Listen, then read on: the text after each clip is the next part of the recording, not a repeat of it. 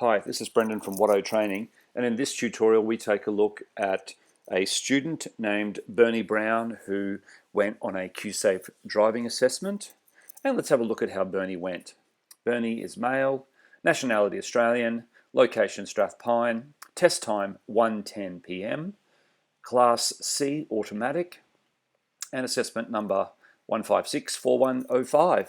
We can see on the right of screen there that the white Hyundai is parked in the designated parking bays at the Strathpine Department of Transport. Here's Bernie's driver assessment report form as used by the driving examiners by the Queensland Government. The top section, Section A, has his details. The top section, application and assessment details. Then we work down, we have Section A, specific driving situations. To the right, B is maneuvers. He did the hill start and a reversing exercise as his two maneuvers. Let's go right down to the bottom left. Section C, we have the pre-drive checks. Nothing's actually marked off there, but they would have probably picked a couple. Not sure why they're not marked off. Middle in Section D is vehicle operation, and we can see non-critical for accelerator, 1 for steering control, 2 for braking, 1 for road position, and 1 for maneuver positions. Then the bottom right section, hazard recognition decision making. We can see a non-critical for traffic hazard, a critical driving error for judgment, non-critical for safety margins, and non-critical for progress. Let's take a look at the appraisal. I've typed it out so that it'll be easier for people to read as opposed to that handwriting on the left. So this is about Bernie's performance. Reduces the following distance to 1.5 seconds, should be at least 2 seconds. Note that's a Queensland distance for following. Other states and territories state 3 seconds. Operated the accelerator pedal in an uncontrolled manner. Rolled up an angled curb without mounting it. Caused the vehicle to pitch forward because of erratic brake operation. Applicant failed to give way to a vehicle approaching from behind whilst conducting reversing maneuver, and that would be linked to the judgment critical error.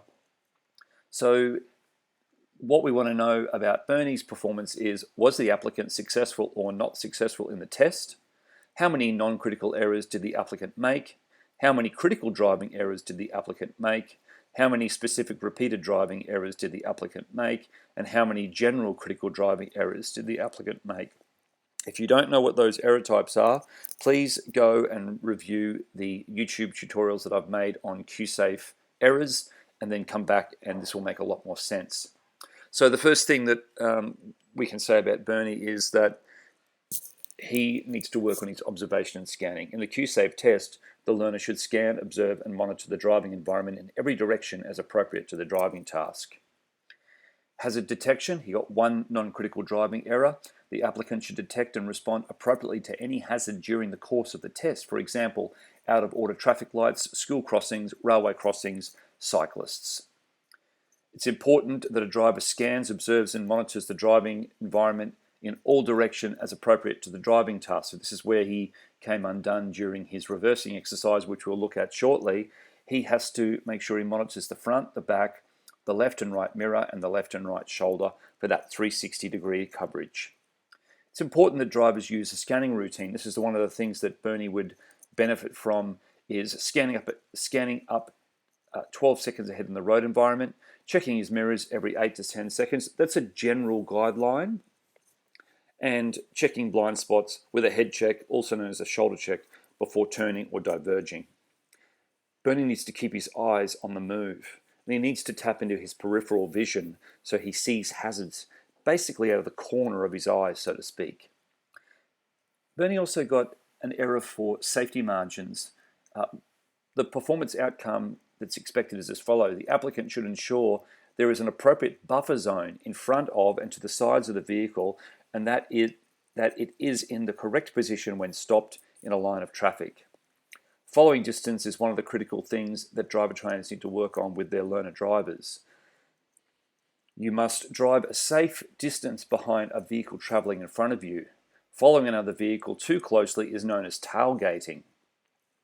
If you tailgate, you may not be able to safely stop in time to avoid a collision. Safe following distances vary depending on your speed, the driving conditions, and the type of vehicle that you're driving. What is a safe following distance?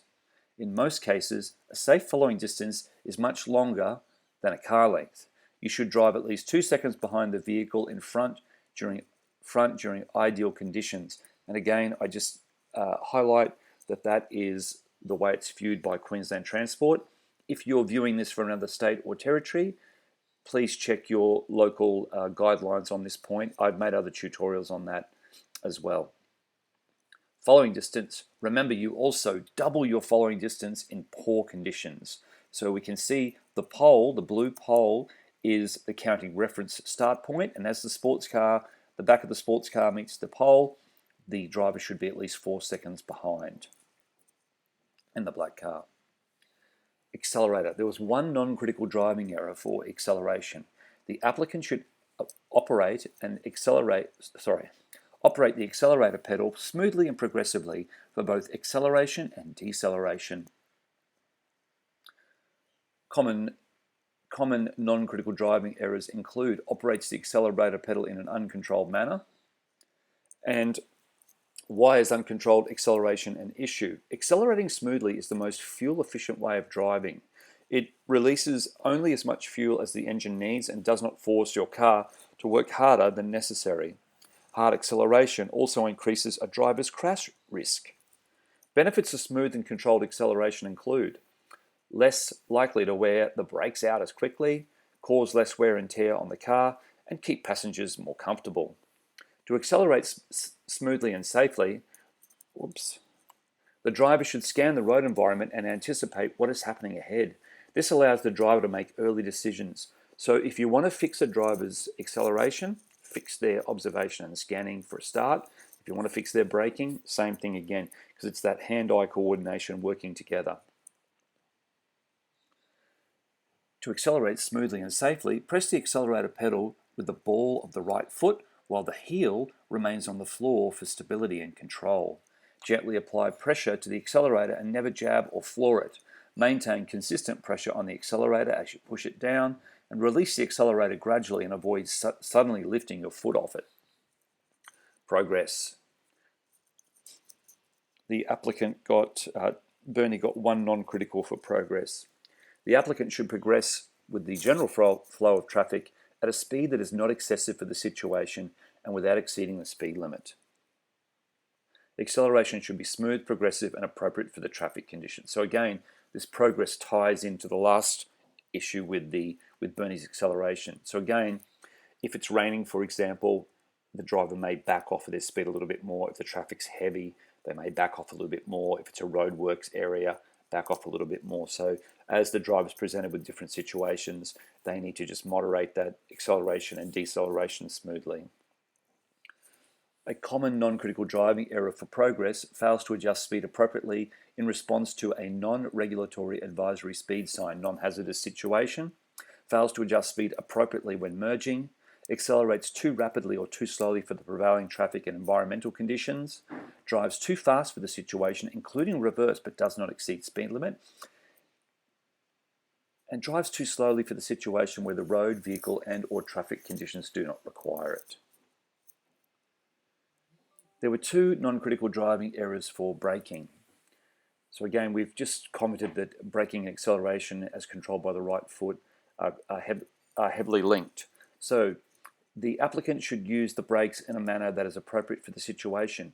In general, they should slow the vehicle smoothly and progressively. Steering control, one non-critical driving error. The applicant should steer a safe and steady course and maintain the correct course in a manner that is appropriate for the road and traffic conditions. After the turn, it is permissible for the steering wheel to slip back through the hands, providing the applicant maintains control of the steering. Non-critical driving error was accrued. There's one of those. The driver rolled up an angle curb without mounting it, so we can show it there. If they went up onto the grass, that would be mounting the curb, and that would be a general critical driving error. If we look on the right of screen, the student will be unsuccessful in their driving test if the test vehicle strikes another object, for example, vehicle, power pole, or pedestrian, resulting in potential or actual damage or injury. This includes mounting the curb with one or more wheel. don't hit the curb. So here's an example of the reversing maneuver where the driver has reversed up onto the curb. Okay, the applicant failed to give way to a vehicle approaching from behind whilst conducting the reversing maneuver. What the driver should have done is to stop and give way to any other road users that approach. So that's where the critical driving error came from, Bernie, and that's why we were discussing that he needs to practice that maneuver more and work on his observation and scanning. Okay, there was also one non-critical for road position. The vehicle should be in the correct road position appropriate to the road or traffic situation. A non-critical driving error fails to stay within the confines of the lane, excluding situations where the applicant is unable to comply, for example, roadworks. Another non-critical type drives with less than 1/3 of the vehicle unnecessarily on the incorrect side of the road. Another non-critical fails to keep left where practicable on a two-way road. Okay, so we've just had a look at the errors. Let's go back now to our test form.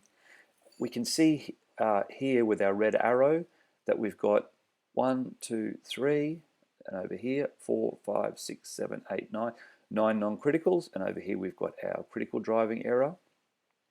That's marked here. Up here we can see the green arrow showing that this was an unsuccessful test result and the test was terminated.